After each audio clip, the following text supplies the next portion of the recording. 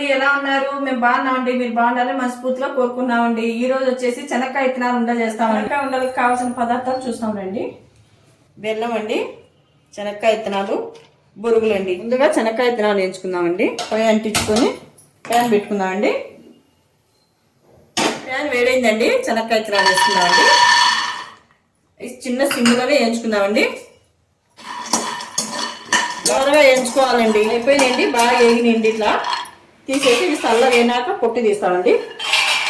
ఇదండి పొట్టు అంతా తీసామండి. ఇప్పుడు బెల్లం పాకం పెట్టుకుందామండి. ప్యాన్లో బెల్లం వేసుకుందామండి.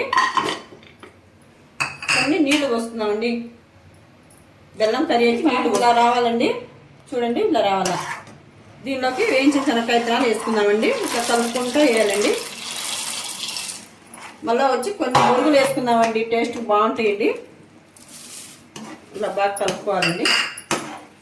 దీన్ని ఉండలు చేసుకుందామండి. ఇప్పుడు వేడి మీద ఉండలు చేసుకోవాలండి. ఇవి చల్లగా అయితే రావు. ఉండలు చేసుకోవాలండి. ఇది ఇంత చాలండి. ఇట్లా ఉండలు చేసుకోండి. శనక్కాయ ఉండలు రెడీ అయినండి. మరిన్ని వీడియో కోసం మా ఛానల్కి సబ్స్క్రైబ్ చేయండి.